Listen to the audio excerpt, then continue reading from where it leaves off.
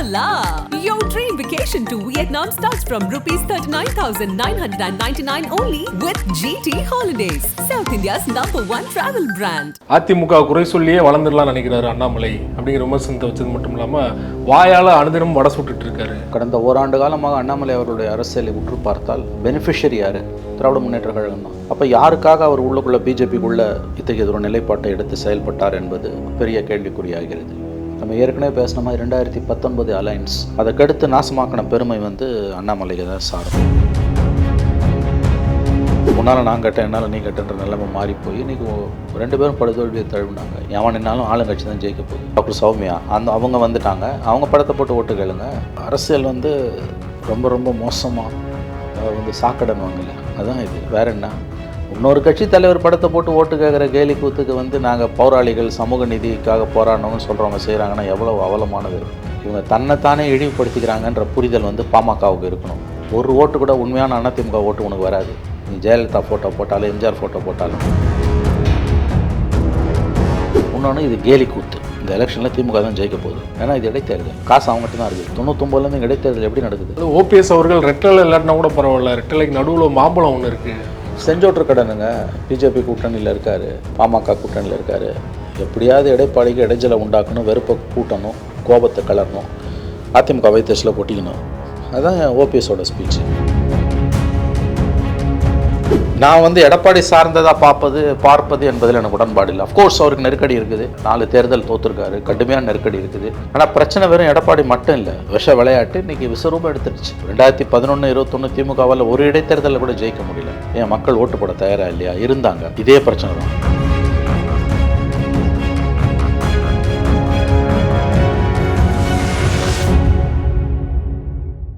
Sir வணக்கம். Sir வணக்கம். தமிழ்நாடு பாஜக மாநில தலைவர் அண்ணாமலை அவர்கள் விக்கிரவாண்டி இடைத்தேர்தல் அதிமுக போட்டியிடாத காரணம் வந்து 3வது இடம் இல்லை 4வது இடத்துக்கு போயிடுவாங்க, அந்த பயத்தில் தான் அவன் போட்டியிடலன்னு சொல்லியிருந்தார். அதற்கு பதிலடி கொடுக்கும் விதமாக எடப்பாடி பழனிசாமி அவர்கள் இன்றைக்கி பேசும்போது அதிமுக குறை சொல்லியே வளர்ந்துடலாம் நினைக்கிறாரு அண்ணாமலை அப்படிங்கிற விமர்சனத்தை வச்சது மட்டும் இல்லாமல் வாயால் அனுதினம் வடை சுட்டுட்டு இருக்காரு. அப்புறம் ரொம்ப காட்டமாக பேசியிருக்காரு இல்லையா? நீங்கள் எப்படி பார்க்குறீங்க? தொடர்ந்து அண்ணாமலை எடப்பாடி பழனிசாமி விமர்சிப்பதன் மூலம் அவர் திமுகவை பலப்படுத்தி கொண்டிருக்கிறார். அப்படி தான் நம்ம இதை பார்க்கணும். கடந்த ஓராண்டு காலமாக அண்ணாமலை அவருடைய அரசியலை உற்று பார்த்தால் பெனிஃபிஷரி யார்? திராவிட முன்னேற்ற கழகம் தான். அப்போ யாருக்காக அவர் உள்ளுக்குள்ள பிஜேபிக்குள்ள இத்தகைய ஒரு நிலைப்பாட்டை எடுத்து செயல்பட்டார் என்பது பெரிய கேள்விக்குறியாகிறது. நம்ம ஏற்கனவே பேசின மாதிரி 2019 அலைன்ஸ் பிஜேபியோட original alliance, ADMK, BJP, PMK, DMDK, வளரும் கட்சிகள், ஏசி சண்முகம், பாரிவேந்தர், ஜான் பாண்டியன், கிருஷ்ணசாமி, இந்த மாதிரியான அமைப்புகள் எல்லாம் கூட இருந்திருந்தால் கண்டிப்பாக அவங்களால வந்து இந்த எலெக்ஷனில் வந்து ஒரு 10 சீட் வரைக்குமாவது ஜெயிச்சிருக்க முடியும். நிச்சயமாக ஜெயிச்சிருக்க முடியும். ஒரு டஃப் ஃபைட்டை லான்ச் பண்ணியிருக்க முடியும். ஏன்னா இந்த அரசுக்கு எதிராக, திமுக அரசுக்கு எதிராக ஒரு ஆன்டி இன்கம்பன்சி இருக்குது. நான் வந்து 30 சீட்டு அந்த ஏடிஎம்கே அலையன்ஸ் ஜெயிக்கணும் அப்படி சொல்லலை. கண்டிப்பாக திமுக அலையன்ஸ் ஒரு 10 சீட்டாவது தோல்வியை தழுவி இருக்கும். 2009 வந்த மாதிரி 10லேருந்து 12 சீட், 28-12 வந்தது. ஜெயலலிதா தலைமையில் 2 இடதுசாரிகள் கூட்டணி அமைச்சு, மதிமுகவும் கூட்டணி அமைச்சு போட்டப்போ 28-12 அந்த மாதிரி வந்திருக்க வாய்ப்பு இருக்குது. அதுக்கடுத்து நாசமாக்கின பெருமை வந்து அண்ணாமலைக்கு தான் சாரும். இன்றைக்கி மறுபடியும் ஒரு தேர்தல் முடிவுகளுக்கு பிறகும் தொடர்ந்து எடப்பாடியை விமர்சிப்பதன் மூலமாக அதிமுக பாஜக கூட்டணி உருவாகாமல் அவர் தொடர்ந்து கட்டையை போட்டு கொண்டிருக்கிறார். இதில் பெனிஃபிஷரி யாருன்னு நீங்கள் பார்க்கணும். நீங்கள் வந்து என்ன தான் வந்து நீங்கள் வந்து ஏடிஎம்கே வந்து தனியாக போட்டியிடுது அப்படின்னு சொன்னாலும், மைனாரிட்டிஸ் ஓட்டு அவங்களுக்கு வந்துடும்னு சொன்னாலும், பார்லிமெண்ட் எலெக்ஷனை பொறுத்த வரைக்கும் நிலைமை வேறு மாதிரி தான் இருந்திருக்கும். என்னால் உறுதியாக சொல்ல முடியும். என்ன தான் ஆன்டி மோடி சென்டிமெண்ட் இருந்தாலும் இங்கே இந்த கவர்மெண்ட்டுக்கு எதிராக இருக்கக்கூடிய ஒரு ஆன்டி இன்கம்பன்சி ஓரளவு ஒர்க் அவுட் ஆகிருக்கும். அப்பயும் வந்து 30 சீட்டு குறையாமல் 28லேருந்து 30 குறைஞ்சது 28 சீட்டு டிஎம்கே அலையன்ஸ் ஜெயிச்சிருக்கும். பட் 10லேருந்து 12 சீட்டு ஏடிஎம்கே அலையன்ஸ் ஜெயிச்சிருக்கும். அந்த ஸ்வீப்பெல்லாம் வந்தே இருக்காது. அது கொண்டு வந்து 3வது முறையாக ஸ்வீப்பெல்லாம் கொண்டு வந்து விட்டது காரணம் ஏன்னா 14, 19 and 24 ஆல்மோஸ்ட் ஸ்வீப். அது கண்டிப்பாக அண்ணாமலையோட அரசியல் தான் காரணம். எண் மக்கள் யாத்திரை போகும்பொழுது, அமித்ஷா அவர்கள் தொடங்கி வைக்கும்பொழுது, ராமேஸ்வரத்தில் அந்த கூட்டத்தில் அதிமுக சார்பாக அமைச்சர் உதயகுமாரே போனார். இன்னொரு கட்சி தலைவர் கட்சியை பலப்படுத்துகிறோன்னு போகிறான். அதுவும் வந்து டிஎம்கே ஏடிஎம்கே மட்டுமே இருதுருவ அரசியல் இருக்கும்போது, நியூ பிளேயர் வரும்போது அவர் ஸ்ட்ரென்தன் ஆகிறது எந்த கட்சியும் விரும்பாது. அந்த அளவுக்கு அதிமுக இறங்கி போனது. ஒரு புழு கூட மிதிக்க நிலையும் தொடர்ச்சியாக அவரை இழிவுபடுத்திய காரணத்தால் அவங்க உட்கட்சி பற்றி விமர்சித்ததால் அந்த பாத யாத்திரையிலேயே ஓபிஎஸ் இபிஎஸ் சண்டையை பற்றி அவர் பேசினார். அதன் பிறகு இப்போ ஜெயலலிதாவை ஊழல்வாதினார், மறைந்த அண்ணாவை பற்றி பேசினார். இவையெல்லாம் பிளவுக்கு வழிவகுத்தன. அதன் பிறகு வந்து ஆங்கிலத்தில் சொல்கிறோன்னா ஃப்ளட் கேட்ஸ் ஒரு ஓப்பன், அலையன்ஸ் உடஞ்சிது. முன்னால் நான் கட்டேன் என்னால் நீ கட்டுன்ற நிலைமை மாறி போய் இன்றைக்கி 2 பேரும் படுதோல்வியை தழுவினாங்க. இன்றைக்கி மறுபடியும் அதே அவர் சொல்கிறாரு, விக்கிரவாண்டி இடைத்தேர்தல் எக்கடு கட்டு போனால் என்ன, அது கடந்த 25 வருஷமாக இடைத்தேர்தல்கள் தமிழ்நாட்டை பொறுத்த வரைக்கும் ஒரு மோசடி, கேலி கூத்து, அவலத்தின் உச்சம். எவன் நின்னாலும் ஆளுங்கட்சி தான் ஜெயிக்க போகுது. கடைசியாக நமக்கு இடைத்தேர்தலில் ஜெயித்தது 99, 25 வருஷத்துக்கு முன்னால் அன்றைய கலைஞர் கவர்மெண்ட்டில் நத்தம் விஸ்வநாதன் ஏடிஎம்கே ஜெயிச்சார்னு நினைக்கிறேன். அதுக்கு பிறகு வந்தது இடைத்தேர்தல் எல்லாமே, எல்லா இடைத்தேர்தலையும் கடந்த காலங்களில் எதிர்க்கட்சி தான் ஜெயிக்கும். தமிழ்நாட்டில் தலைகீழ ட்ரெண்டாக போச்சு. ஆரம்பித்தது அந்த அம்மா ஜெயலலிதா 2003 மார்ச்சில் வந்து சாத்தாங்குளம் இடைத்தேர்தல் ஆரம்பித்தாங்க. அப்புறம் 2005 பிப்ரவரியில் பார்லிமெண்ட்டில் 2004 வாஷ் அவுட் ஆகிறாங்க ஏடிஎம்கே. சைபர் 40 இப்போ மாதிரி அப்பயும் சைபர். ஆனால் 2005 பிப்ரவரியில் இன்னும் ஒரு வருஷம் தான் அசம்பிளிக்கு ஆயுள், 2006 வரைக்கும். அதில் கும்மிடிப்பூண்டிலையும் காஞ்சிபுரத்துலேயும் மூக்குத்தி உள்ளல்ல லட்டுக்குள்ளே மூக்குத்தியை வச்சு கொடுத்த ஆரம்பித்தாங்க. அதன் பிறகு 2006-11 கலைஞர் கவர்மெண்ட்டில் எல்லாருக்கும் தெரியும் திருமங்கலம் ஃபார்முலா 11 எலெக்ஷன் அவங்க ஜெயித்தாங்க திமுக. 2011 21 வரைக்கும் ஏடிஎம்கே கொடி கட்டி பறந்தது. இப்போ இவங்க வந்தாங்க போன வருஷம் பட்டி ஃபார்முலான்னு செந்தில் பாலாஜி ஓப்பனா ஒளிவு மறைவு கூச்சனாச்சு எதுவும் கிடையாது.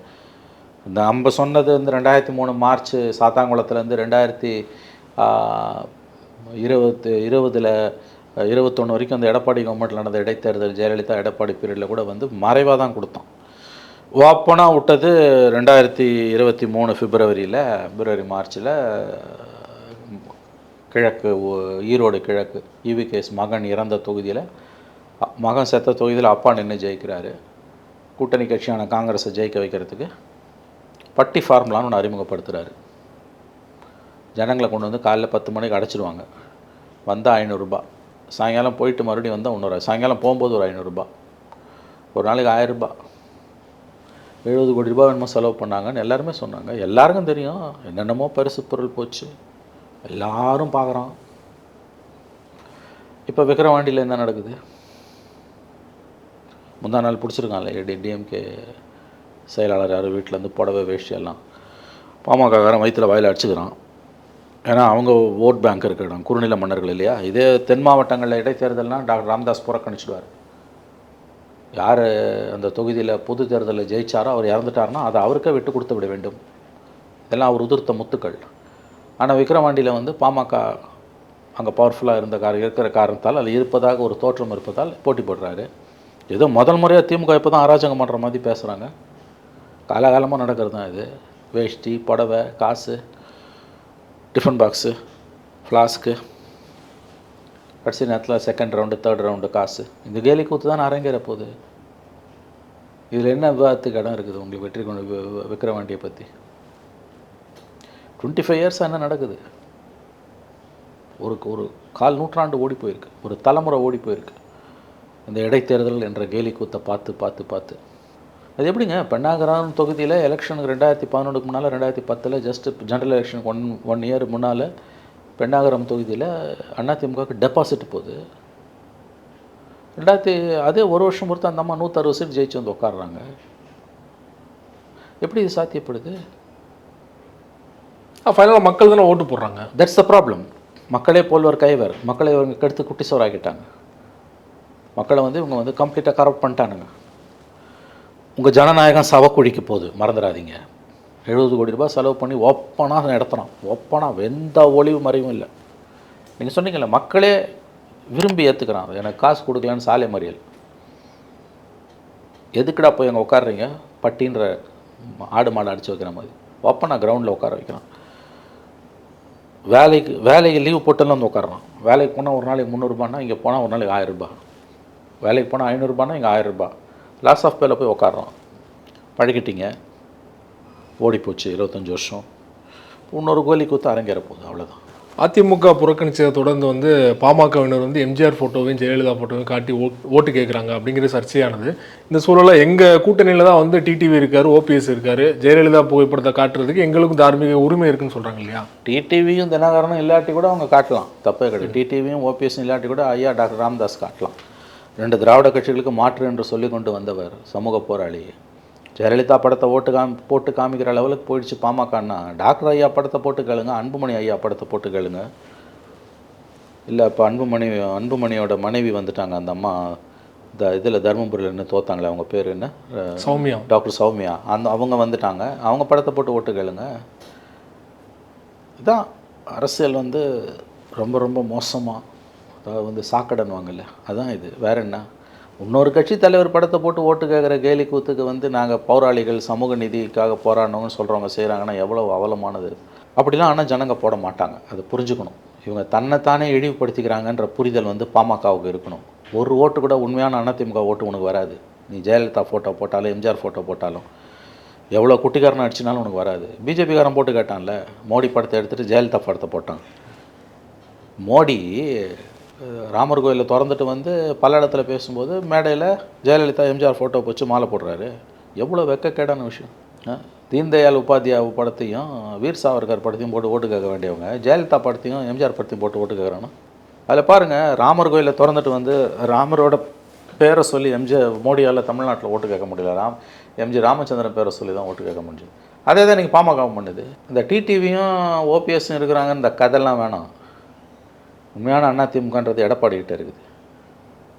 ஜெயலலிதா ஃபோட்டோ போட்டு ஓட்டு கேட்குறது எவ்வளோ வெக்கக்கேடான செயல். அந்த ஜெயலலிதா தான் உங்கள் ஐயா டாக்டர் ராமதாஸத்துக்கு 1 மாதம் உள்ளே வச்சாங்களா இல்லையா? 2011 எலெக்ஷன் ஜெயிச்சு வந்த பிறகு டாக்டர் ஐயா சிறையில் 1 மாதம் யார் வச்சா? கலைஞர் வச்சாரா, ஜெயலலிதா வச்சாங்களா? உங்கள் தலைவரை, உங்கள் கட்சியோட நிறுவனரை, உங்கள் சமூக போராளியை, தமிழ் குடிதாங்கிய சிறையில் வச்சு அழகு பார்த்தது ஜெயலலிதா, டாக்டர் ராமதாஸ் சார். அந்த ஜெயலலிதா ஃபோட்டோ போட்டு ஓட்டு கேட்குறீங்க. முதல்ல இப்படிலாம் போடுறதால ஓட்டு வந்ததுன்னா கூட போடலாம். பிகாஸ் ஆங்கிலத்தில் சொல்லலாம், நத்திங் சக்சீட்ஸ் லைக் சக்ஸஸ். எப்படின்னா ஜெயிக்கணும். அப்படி ஜெயிச்சா கூட பரவாயில்ல, நீ உன்னால் அதுவும் முடியாது. இப்படி போடுறதால உனக்கு ஓட்டு வரப்போகிறதும் கிடையாது. இன்னொன்று, இது கேலி கூத்து. இந்த எலெக்ஷனில் திமுக தான் ஜெயிக்க போகுது. ஏன்னா இது இடைத்தேர்தல், காசு அவங்ககிட்ட தான் இருக்குது. 99லேருந்து இடைத்தேர்தல் எப்படி நடக்குது? இந்தியாவில் எந்த மாநிலத்திலும் இல்லாத அயோக்கியத்தனம். இடைத்தேர்தல் அந்த காலங்களில் வந்து எதிர்கட்சிகள் தான் ஜெயிக்கும், இங்கே தலைகீழ் ஆளுங்கட்சி தான் ஜெயிக்கும். மெயின் எலெக்ஷனில் தோக்கும். 2006-11 வந்து கலைஞர் பீரியடில் 11 இடைத்தேர்தல், திருமங்கலம் ஃபார்முலா, 2000 ரூபாய். 2009 அப்போ என்ன விலைவாசி? ஒரு ஓட்டுக்கு 2000 ரூபாய் கொடுத்தானுங்க. 11 வாஷ் அவுட் ஆகலை. அப்போ இது தெரியுது இல்லை? அப்போ எதற்காக இந்த வெத்து பந்தா? அது ஓபிஎஸ் அவர்கள் ரெட்டலை இல்லாட்டினா கூட பரவாயில்ல, ரெட்டலைக்கு நடுவில் மாம்பழம் ஒன்று இருக்குது. செஞ்சோற்று கடனுங்க. பிஜேபி கூட்டணியில் இருக்கார், பாமக கூட்டணியில் இருக்கார். எப்படியாவது எடப்பாடிக்கு இடைஞ்சலை உண்டாக்கணும், வெறுப்பை கூட்டணும், கோபத்தை கலரணும், அதிமுக வைத்தேசில் கொட்டிக்கணும். அதுதான் ஓபிஎஸோட ஸ்பீச்சு. இப்போ நீங்கள் சொன்ன அதே கருத்தை தான் வந்து எடப்பாடி அவர்கள் சொல்லியிருக்காரு. 300 சீட்டு பெரும்பான்மை கிடைக்காத காரணம் தமிழ்நாடு பாஜக மாநில தலைவர் அண்ணாமலை அப்படின்னு. எஸ். ஆனால் மோடி அவர்கள் நாடாளுமன்றத்தில் பேசும்போது கூட வந்து தமிழ்நாட்டில் வந்து பாஜக வளர்ந்துருக்குது, அதற்கு காரணம் அண்ணாமலை அப்படிங்கிறத நம்புறாரு இல்லையா அவர் இன்னமும்? அதுதான் அவங்களோட புரிதல். கண்ணு முன்னால் அவர் கெடுத்திருக்காருன்னு தெரிஞ்சும் ஏன் ஞானோதயம் வரல மோடிக்கு? சார், நான் மறுபடியும் சொல்கிறேன், 2019 அலையன்ஸ் இருந்ததுன்னா தேசிய முடிவுகளே வேறு. 12லேருந்து 15 சீட்டு கூடியிருக்கோம் அவங்களுக்கு. அது எடப்பாடி சொல்கிறது உண்மை. நம்ம அதை ஏற்கனவே 2 மாதம் பேசியிருக்கோம். திரும்ப நீங்களும் நானும் பேசணும், வேறு தொலைக்காட்சிகளையும் நான் பேசினேன். அப்படியே நடந்திருக்கு. 2004 அத்வானி சொன்னார்ல, தமிழ்நாடு லெட் டவுனர்ஸ்னு. இன்றைக்கும் அதான் நடந்திருக்கு. இவங்க என்டிஏவோட ஃபிகர்ஸே ஒரு 12லேருந்து 15 வரைக்கும் கூடியிருக்கோம்.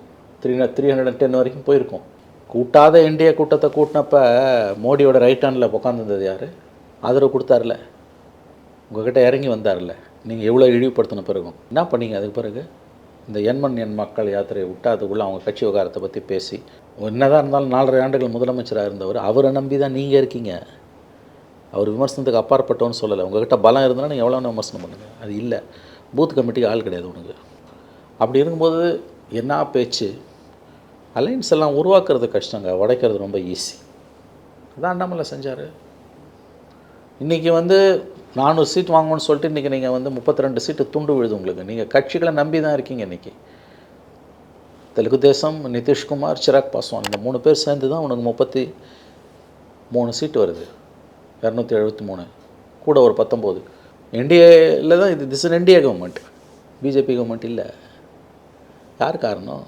தமிழ்நாடும் ஒரு காரணம். அவர்கள் பாடம் கற்க மறுக்கிறார்கள். அதில் என்னென்னா அவருக்கு முழு சப்போர்ட் இருக்குது. அண்ணாமலைக்கு வந்து மோடியை தமிழ்நாட்டில் வளர்ந்துருக்கோன்னா அது எங்கே போய் அடிச்சுக்கிறது? இந்தளவுக்கு கண்மூடித்தனமாக நம்புறதுக்கு என்ன காரணம்னு நினைக்கிறீங்க? அது அவரை தான் கேட்கணும். நீங்கள் பார்த்த வரைக்கும் என்னால் புரிந்து கொள்ள முடியல.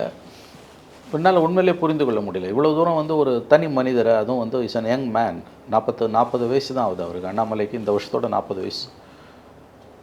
40 வயசு சின்ன வயசு அரசியலில். அதில் வந்து அவரோட பிறந்தநாள் அன்றைக்கு தான் ரிசல்ட் வந்து நினைக்கிறேன். அவர் பிறந்தநாள் அன்றைக்கி தான் ரிசல்ட் வந்து கரெக்ட், ஜூன் 4ஆம் தேதி. அதில் இவ்வளோ தூரம் அவரை வந்து ஏன் அமித்ஷா மோடி நம்புறாரு? இத்தனைக்கும் மோடியை பற்றி ஒரு புரிதல், ஒரு கால்குலேஷன் சொல்லுவாங்க. மோடிக்கு வந்து ஜெயிக்கிறவங்கள தான் பிடிக்கும்னு. ஆனால் ஏன் அண்ணாமலையை பிடிக்குதுன்னு என்னால் புரிஞ்சுக்க முடியல. அண்ணாமலை நல்லா இருந்த அலையன்ஸை இங்கே நாசம் பண்ணாருங்க. கடந்த கால பாடங்களிலிருந்து தவறுகளிலிருந்து அவர்கள் பாடம் கற்றுக்கொள்ள மறுக்கிறார்கள். அது தமிழ்நாட்டுக்கு நல்லது, இந்தியாவுக்கு நல்லது, அது வேறு விஷயம். பட் நீங்கள் ஒரு ஜேர்னலிஸ்ட்டாக அவங்களை அனலைஸ் பண்ணிங்கன்னா, ஏன் இப்படி வந்து அவங்க நல்லா இருக்கிறத நாசம் பண்ணிக்கிறாங்க?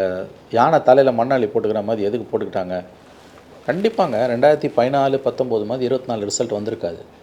ஏன்னா 19 திமுக ஜெயிச்சப்போ அவங்க 8 வருஷம் பவரில் இல்லை, 21 பவருக்கு வந்துட்டாங்க. 3 வருஷம் ஆன்டி இன்கம்பன்சி இருக்குது.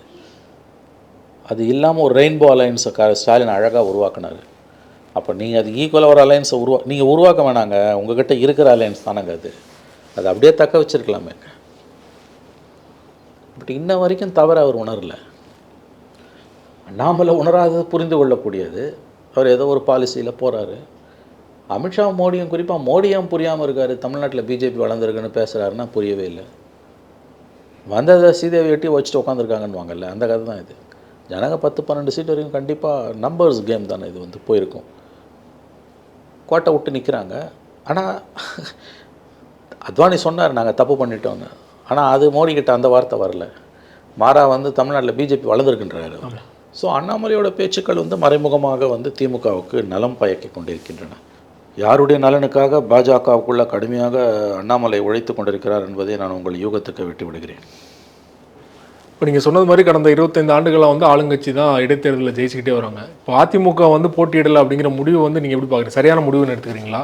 ரொம்ப டஃப்பான டெசிஷன் அது வந்து catch-22 சுச்சுவேஷனும் from frying pan to fire. எரியிற சட்டிலேருந்து எரியிற நெருப்புலேருந்து எண்ணெய் சட்டிக்குள்ளே வருது.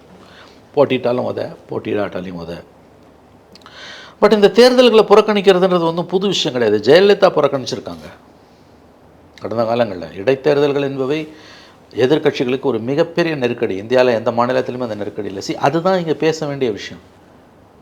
ஏன் வந்து இடைத்தேர்தல்களை 25 வருஷமாக இந்த ஆளுங்கட்சி 2 பேரும் மாறி மாறி இருக்கும்போது இவ்வளோ அட்ராசிட்டியாக பண்ணுறாங்க, பிரேசனாக பண்ணுறாங்க. எல்லா மந்திரியும் அங்கே போய் உட்காந்துருவான். என்டையர் கவர்மெண்ட் மிஷினரி காலடியில் விழுந்து கிடக்கும். காசு வெளிப்படையாக தான். பட்டி ஃபார்முலா பார்த்தீங்க, நீங்கள்லாம் பட்டி ஃபார்முலா பார்த்தீங்க. நாங்கள் 2003 சாத்தாங்குளத்துலேருந்து பார்க்குறோம். ஓப்பன் டிஸ்ட்ரிபியூஷன், ஒளிவு மறைவோ இல்லை சிவா. எந்த கூச்ச நாச்சமோ ஒளிவு மறைவோ பயமோ எலெக்ஷன் கமிஷன் பார்த்துருமேன்ற பரிதவிப்போ கலக்கமாக எதுவுமே கிடையாது. ஓப்பனாக. ஸோ அதுதான் வந்து நியூ நார்மல்வாங்க. இப்போ அவர் போட்டியிட்டு தோல்வி அடைஞ்சிருந்தாலும் தைரியமான ஒரு முடிவு அப்படின்னு நம்ம எல்லாரும் பாராட்டலாம். ஆனால் வந்து போட்டியிடாமல் பின்வாங்கினதை வந்து எல்லாரும் இது பண்ணுறாங்க இல்லையா, பயந்து போயிட்டாரு அப்படிங்கிற ஒரு விமர்சனம் வருது இல்லையா? பயம்தான் காரணம், அதில் என்ன சந்தேகம்? ஏற்கனவே வந்து பாஜக வந்து 9 இடங்கள்ல வந்து 2வது இடம் வந்துட்டாங்க. கரெக்ட். பயம் இந்த முறையும் 2வது இடம் கூட வர முடியாத பயம் அப்படிங்கிற விமர்சனம் இருக்குது. பயம்தான் காரணம். தோல்வியும் தாண்டி பயம் காரணம், நான் மறுக்கல. தோல்வி பயம் காரணம். இல்லை 2வது இடம் கூட வர முடியாதுன்னு நினைக்கிறீங்களா போட்டிட்டு இருந்தா? அதுக்கு வாய்ப்பு குறைவு. போட்டி போட்டிருந்தா 2வது இடத்துக்கு வந்திருப்பாங்க. ஆனால் அதை தாண்டி அவங்களுக்கு ஒரு பயம் இருக்குன்றது உண்மை. ஆனால் நான் சொல்ல வருது, இந்த பயம் எல்லாருக்கும் இருந்தது. ஏன் ஜெயலலிதா இல்லையான்னு? ஒரு இடைத்தேர்தலை ஜெயலலிதாவே புறக்கணித்தார். அதை வச்சு ஒட்டுமொத்தமாக அவங்க பயந்துட்டாங்கன்னு சொல்ல முடியாது. இந்த முடிவுக்கான காரணங்களில் பயம், எஸ், நம்பர் 3க்கு போய்டுவோன்ற பயம்தான். தோக்கிறது உறுதின்னு தெரியும். ஆனால் தொடர்ச்சி அவருடைய தலைமை கேள்விக்குள்ளாகப்பட்டு வருது. 9 தோல்வி தொடர்ச்சி அவருடைய தலைமை. இதை வந்து நான் வந்து எடப்பாடி சார்ந்ததாக பார்ப்பது என்பதில் எனக்கு உடன்பாடு இல்லை. அஃப்கோர்ஸ் அவருக்கு நெருக்கடி இருக்குது, 4 தேர்தல் தோற்றுருக்காரு, கடுமையான நெருக்கடி இருக்குது. இந்த எலெக்ஷனில் மேபி அவர் 3rd பிளேஸுக்கு புஷ் பண்ணாங்கன்னா இன்னும் மோசமாயிடும். அது எல்லாத்தையும் நான் மறுக்கலை.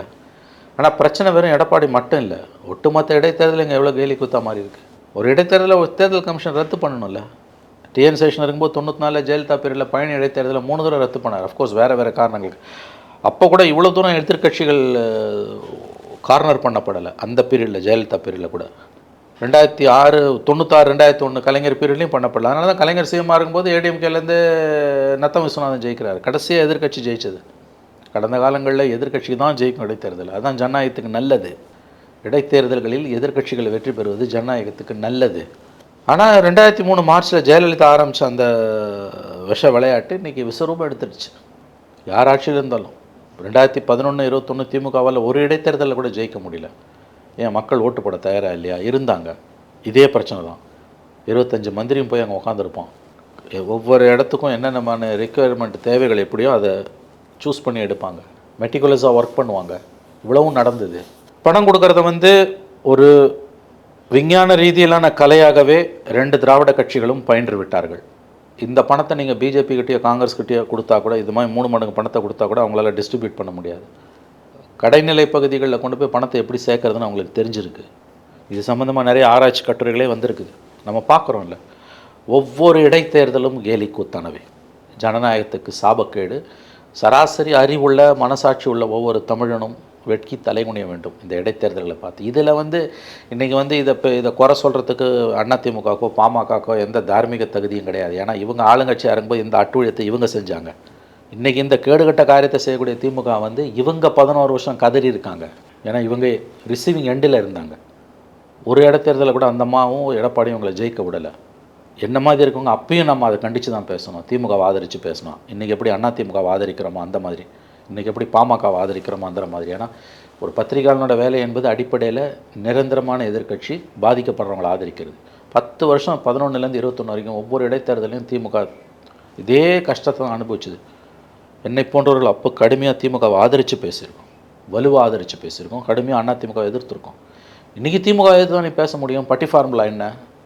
நீ விக்கிரவாண்டியில் இது இன்னும் 3 நாளில் பூந்து, என்றைக்கு எலெக்ஷனு 10ஆம் தேதியா? இது என்ன இருக்குது? இன்றைக்கி என்ன 5ஆம் தேதி, இன்னும் 6, 7. இன்றைக்கி தான் களைகட்டும். இன்றைக்கி களைகட்டும்னுவாங்கல்ல, ஜகஜோதியாக இருக்கும் மக்களுக்கு. அதாவது நல்ல புது விதமான டெக்னிக்ஸை யூஸ் பண்ணி பணமழை பொழியும். இது ரொம்ப சேடு சிவா. இந்தியாவில் எந்த மாநிலத்திலுமே இவ்வளோ மோசமான சுச்சுவேஷன் அதுவும் பை எலெக்ஷன்ஸில் கிடையாது. By elections are farce. அதை பற்றி பேசுகிற தொலைக்காட்சி விவாதங்கள், ஊடக விவாதங்கள், பிரிண்டில் டிஸ்கஷன் எல்லாமே எனக்கு அபத்தமாக இருக்குது. இங்கே எதுக்குமே அங்கே அர்த்தமே கிடையாது. It's a new normal. Entire machinery. இப்போ இது பெரிய சப்ஜெக்ட்டுங்க. நிறையா அதை பற்றி பேசணும், எழுதணும். சில கட்டுரைகள் வந்திருக்குது, ஆய்வு கட்டுரைகள். ஆனால் அதை நம்ம இன்னும் டீப்பாக ஸ்டடி பண்ணணும். என்ன கேட்டிங்கன்னா, ஒட்டுமொத்த மந்திரி சபையும் அங்கே தான் போய் உட்காரும். ஒரு மந்திரிக்கு 4 தெருவை கொடுத்துருவாங்க அங்கே. இது என்ன லெவல் பிளேயிங் ஃபீல்டா? ஒரு மந்திரிக்கு 4 தெருனா என்ன பண்ணுவான்?